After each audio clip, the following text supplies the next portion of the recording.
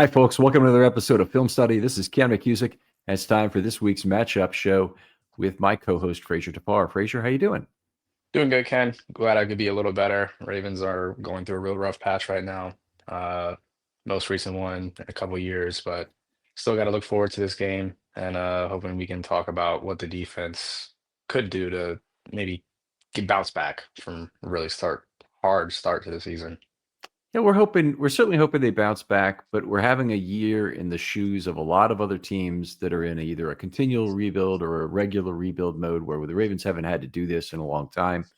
The Ravens have to consider some tough questions this year about who they might have to let go, either in free agency or potentially by trade, and who they get to take a look at during the season, which I think is probably the most exciting thing about this season. Is the amount of young talent on this roster is fairly significant. There's even more, another big layer of young talent that still exists at the practice squad level, and the Ravens are going to get a chance to look at a lot of that, for good or bad, in the coming weeks, given their injury situation. Yep, and we'll get a lot into the developing talent in this podcast, but I think you make a really good point. We have a lot of talent on the practice squad, but then we also have a lot of talent in lieu coming back from injury as well. So it's gonna be good to evaluate what these players do, and if we get an early indicator that might not be ready, then those returning injured players could get propped up a little more compared to if we had a long laundry list of people to get to where we need to be. Right.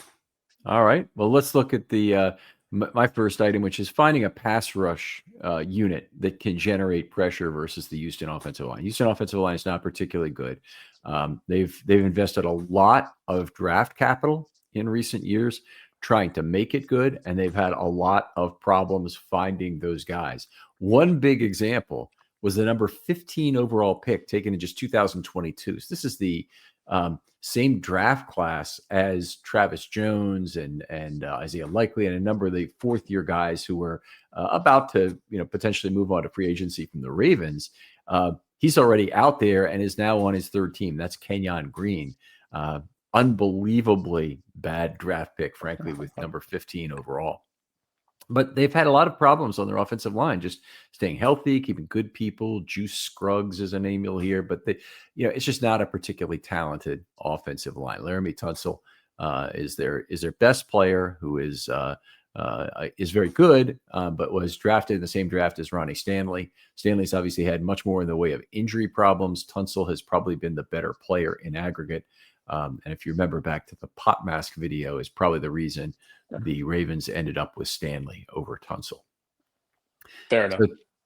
So, talking about these guys, ideally, Travis Jones will be back playing with Peebles, and that would provide them one pairing at least that can really get after the passes on passer on obvious passing downs. Would like to deactivate one of their nose tackles. Now, it's just going to be a one-for-one exchange because Travis Jones is a guy who would be coming back, but Travis Jones gives you a lot more than that, than just a regular nose tackle. And ideally, Josh Tupou would be not elevated this week and Travis Jones would be healthy. I was going to be curious maybe if you were going to sit Okoye, if you prefer him, but I feel like he did show a little bit last week. Maybe not in the run game, but in the pass game a little more. I would go with Okoye over Tupou. I think for a lot of reasons, you get more information about a player you might be interested in keeping around. Tupou, however long he's here for the Ravens, he's a band-aid to a current situation. Whether it's the rest of this year or 3 weeks that he's still with the Ravens, he's a band-aid. Okoye is a player who could help you. I'd be fine if they went with Jones and 3 outside linebackers on some pass downs. I think they're going to have to try and find out how to get Peebles in the game, which has been very difficult for them the first few weeks because he's a pure pass rush role. He's just not big enough to stand up against the run. Yep. And so they have to play him only on certain down and distances.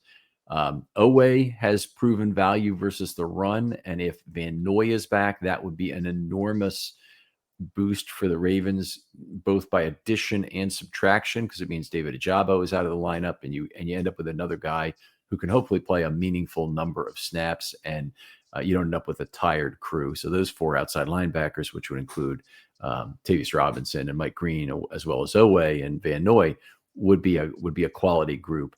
And for what it's worth, I mean, just to not just give you names that you may not know, and talk about Scruggs and the loss of Kenyon Green and whatnot. Houston is 27th in PFF grade for pass blocking.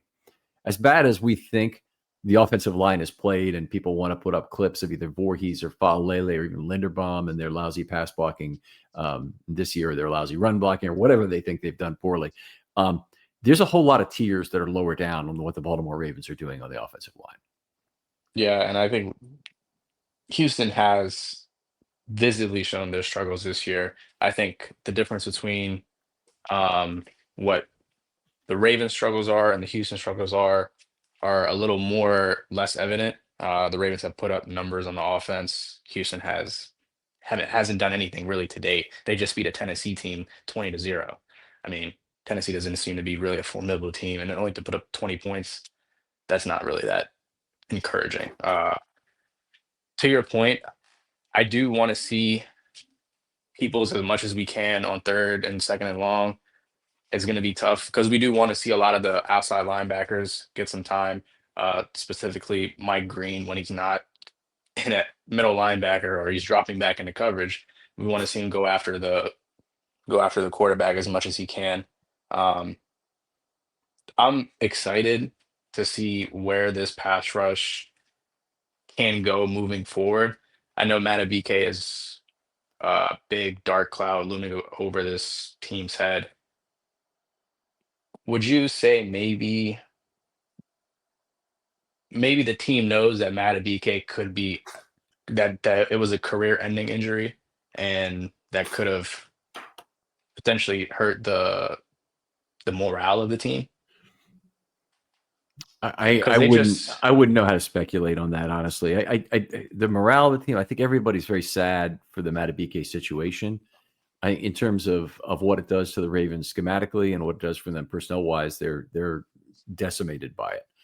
In terms of like how they should feel, I mean, it's still a next man up situation. There are players on the team who actually benefit from Matabike's absence, with Peebles probably being one of them in terms of getting more significant snaps. I don't think, it never pays off for anybody to feel sorry for yourself or have low morale at any time in the league. I think that the worst kind of low morale comes when the players either are fighting amongst themselves, which I don't think is the case in the Matabike thing, or the players are fighting with management in some way, whether it's their own positional coaches. And the best example I give would be last year with Marcus Williams and Eddie Jackson not buying into Zach Orr's philosophy. But I think that kind of thing can be very demoralizing for a team. But this thing, I mean, it's horrible. It's a horrible personal thing. It's a tragedy, but I don't see it as something like that should reduce the Ravens' morale in some way. Okay, only because it's it's a real blow to the team. Oh, sure. Regardless. Yeah. So but moving on to my next point, I have the Ravens developing talent versus the Texans starters. We're going to see a lot of new faces on this defense, whether in the sense of we've seen them in camp, we've seen them in the preseason, but now it's time to see them in the regular season where it technically does matter. I'm really interested to see how the secondary works out. We got Tampa, we got Kenyon Martin, and then a couple more guys from the practice squad. I know you can list them off if you want to right now. If you can list them. Marquise Robinson very well could play this week. I think he's the guy I hope the Ravens get on the roster just to protect him. I mean, we're down. If we're down to Oruwariye being a guy that the Ravens need to pick up off the street, who's a 29-year-old guy who hasn't played well really ever. He did have 6 interceptions one year, but he really hasn't played well. He's got an average of 11.8 yards per target last year, 9.7, I believe, is the number for his career. So it's not he's not an exciting pickup at corner. If that guy is the next guy up off the street for the Ravens, then they really need to bring in a Marquise Robinson and just see what he can do. He played extremely well during the preseason and is a guy who recorded some of the fastest times during OTA moving around on the field. So I think he'd be an exciting guy to have active on Sunday. Yeah, it really does suck that we had lost Kone and Longer Beam. to those injuries because right now that would come in handy, especially not in the sense of we are trying to win games, but even for evaluation purposes, this is Sure. perfect for them.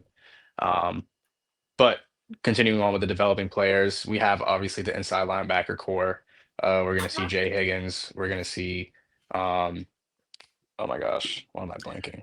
Some, The Buchanan, Simpson, and then obviously we might see the special teams, Jake Hummel, Jake Hummel. We're going to see that. Jay What's Higgins as well. So is active. He's played a lot of special teams so far and might play in this game. Yeah, that was the first name. That was the first one that came to mind. I think he's going to naturally compete for that middle linebacker, Mike linebacker role with Buchanan. I'm going to see a lot of different looks with him. I do. I'm interested to see the way what's the word? Platoon the Platoon. linebacker core. Okay. Yep. Yeah.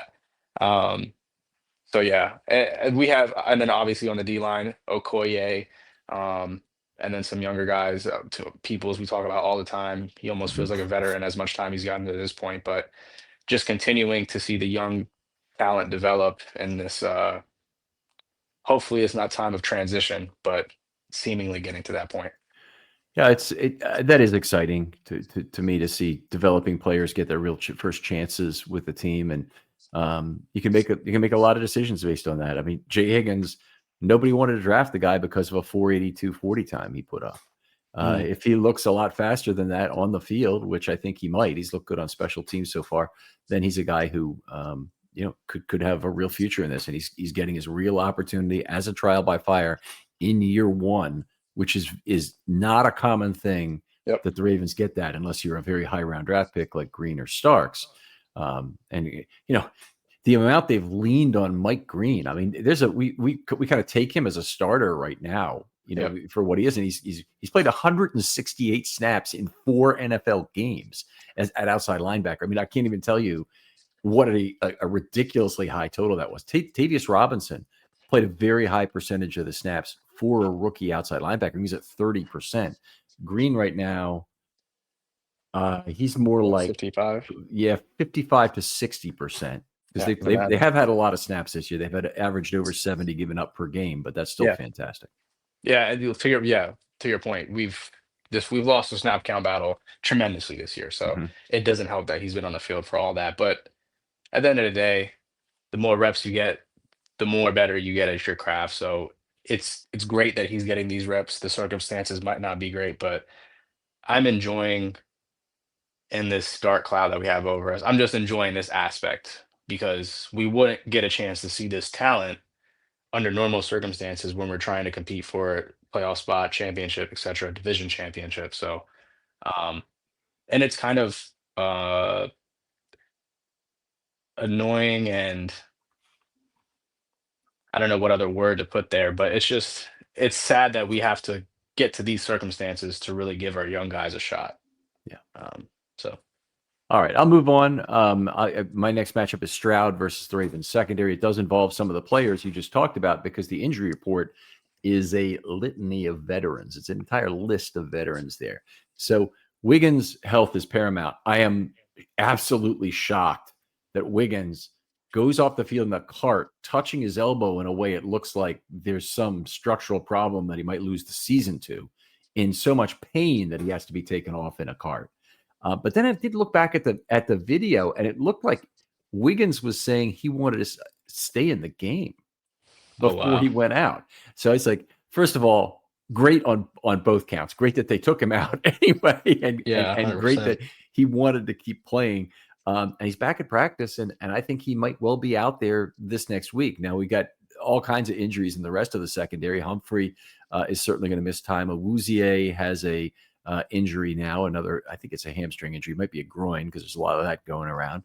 Hamilton has a groin injury suffered at practice, which that has got to completely suck. But he may or may not play on Sunday. We saw, pretty good play out of TJ Tampa in very limited duty so far. So he's going to get his chance this weekend, no doubt, to be a starting corner. And Keon Martin, who played, he really stood out on the field to me against the Chiefs because the effort level was unbelievably high. A lot of the other players, I thought, just they didn't flash in terms of effort the same way. And I don't want to put them down for, what was obviously an extremely demoralizing loss, but they were a lot of the defensive linemen were just soundly beaten at the line of scrimmage, whereas Keaton Martin was flying all over the field trying to make plays. And, he did some good tackling. It's not like he wasn't out of position once or twice himself, but Right. I thought his effort level was high, and I want to see him on the field. Marquise Robinson, I think they need to bump him to the 53 or they're going to lose him. I mean, we're at that attrition point, that inflection point where the good preseason players will start getting taken. And, it's not or a Warrior that most teams want. They want a player like Marquise Robinson who has a 4-year future with their team potentially. And if you're one of the teams that's already 1-3 or 0-4, that's exactly the kind of player you're looking for to try and bring onto your roster and make a commitment to. Lowry, I think will definitely be active regardless of I can't see going into this game with only 3 safeties when Hamilton has a groin injury to start it. But they should have Lowry active for a couple of reasons. One is one of the only healthy bodies left. They're going to be carrying 7 unhealthy bodies on their roster, I would project this week. And they even have to make changes to put people on IR just to get Snoop Huntley onto the roster. So it's the things the Ravens are going to have to go through over the next couple of weeks. Are going to be some very unwieldy front office decisions. So players like Lowry, who are healthy and already on the 53, that's the kind of player who you definitely would want to be active. And the most important thing about that is these guys need to play as a unit. Understand their own responsibilities. Trust the guy next to them in terms of what his responsibilities are. And that means if you're supposed to play inside leverage to make sure that guy doesn't get away except off the sidelines, you trust the guy behind you to make that tackle. And you hopefully can depend on each other in that way and don't each try and make the play individually. And that's the kind of things that can get you out into real bad problems without a position secondary play. But I'm optimistic. We may or may not see Jair Alexander this week. I think they're at the point where they've either got to put Jair Alexander on IR, which I'm not sure if that does any good at this point, by the way. I'm not, because if you can't practice, you can't get better. I think the problem right now is Alexander is not playing good football in practice. Not that he's hurt. And so, he's got to get on the field because they need his roster spot very badly for other players.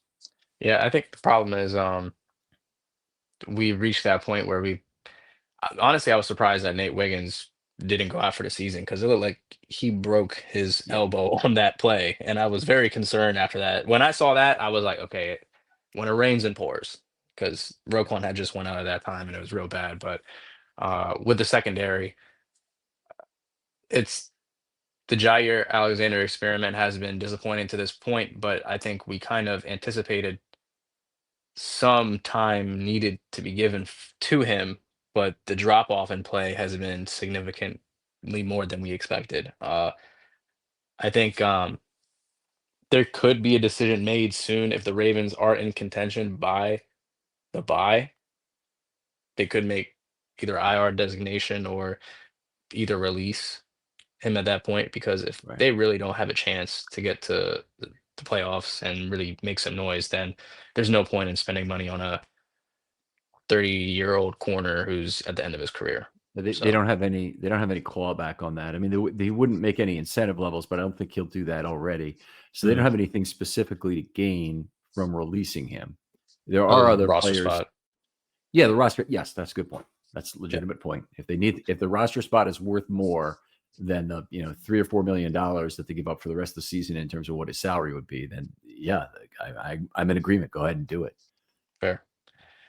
Moving on to my next point, along the same lines, Stroud versus the inside linebackers. We already touched on it, talking about developing talent. We have Jay Higgins, Buchanan, Simpson, and Hummel on the back end.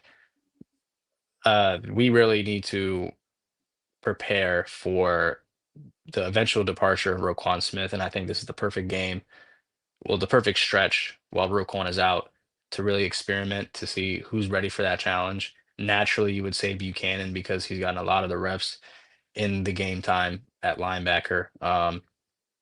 We know that it can't be Simpson because he just can't process the game at that speed at the linebacker position. So he still needs to be developing at the will.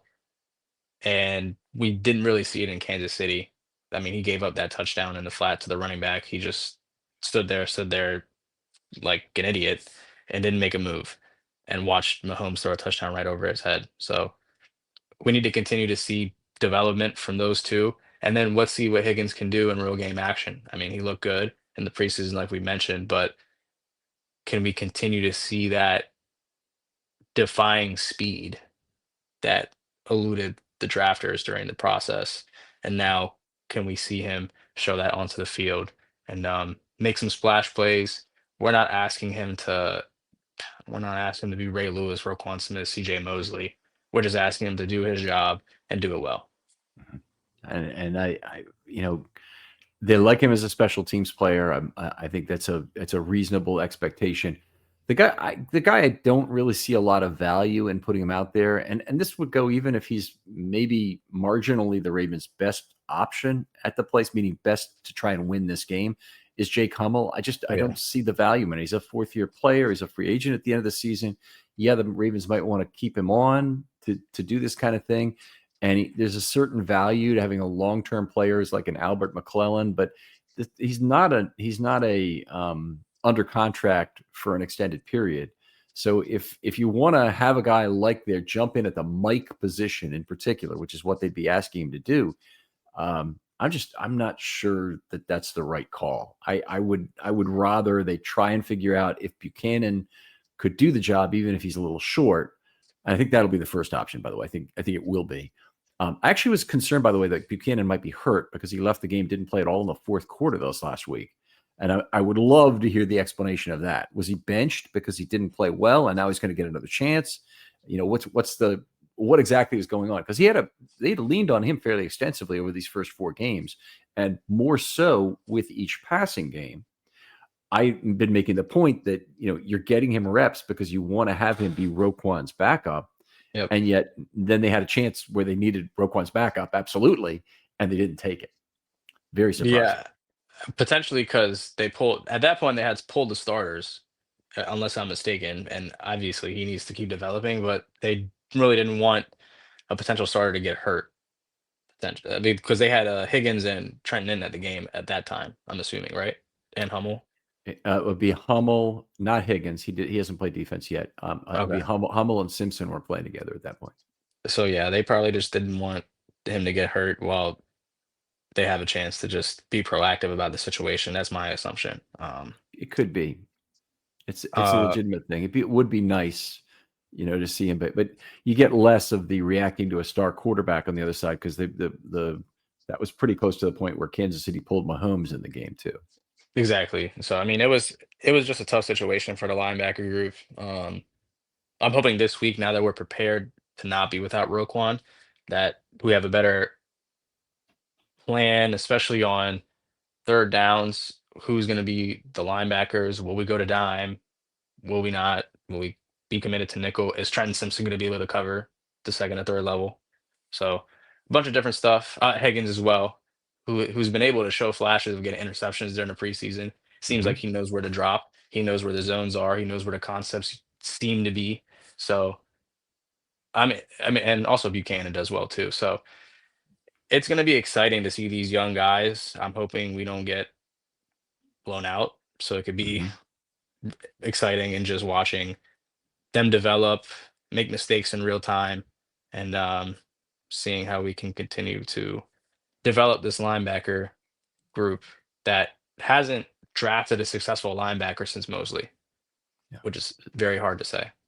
It definitely feels like the Ravens season is at an inflection point here where depending on literally the result of the Texans game, because I think that's their best chance to win one of the next 2 games, while hopefully that's the extent of how long Lamar is out. Yep. But if they win one of these 2 games at 2-4, they're really still in the AFC North race. If Lamar can come back, if they can, have some general injury returns. By the way, one of the biggest asks you can ever have is that you get injury returns. Almost always the direction and the flow of injuries is to make the situation worse and not better, even when you have a lot of injuries to start. You still can get worse, believe me. And we've seen it happen any number of times in the past, particularly in some of the years where they lost their entire secondary, like 2007. It can get worse is always how it is. So even though it seems terrible right now, Yeah. more things can happen on the defensive line, at inside linebacker, at outside linebacker for sure, at corner, to make this an even worse situation. And hoping on health fixing the unit is probably not going to work out in 2025. So anyway, we may know after the Texans game, certainly if it's a loss, that the Ravens are largely playing for 2026. And if they win, then they're right back in the race. They've got a tough game against the Rams to potentially go 3-3, and then all arrows are pointing up at that point. But if they win to go 2-3 and then drop to 2-4, I'm still fairly optimistic about their chance to make the playoffs. Yeah, and it's a really weird spot to be in as a Ravens fan because Mm-hmm. I don't even know the last time we've not been in contention at the beginning of the season. Then maybe at the end of the season, probably after we've lost Lamar a couple times, but Yep. this early, it's like demoralizing. It's Yeah, like we don't have a 2015 was the last time they were out of yeah. contention early, and that was due to the Suggs injury in week 1, and then about week 10 or 11 they lost Flacco as well for the rest of the season. So And Smith, all that. So it was bad. yeah. All right, outstanding. Always great doing this show with you, Frazer. Tell folks where they can talk football with you online. You guys can reach me at Twitter/X at F_Rave8. That's F_RABE8. All right, other folks out there, thanks so much for listening. Please show the show to one new person who might like this kind of content. Like and subscribe if you're on YouTube, and that will help drive some additional listeners here. Much appreciate your loyalty. For Frazer Tafar, this is Ken McKusick saying goodbye. We'll talk to you next time on Matchups.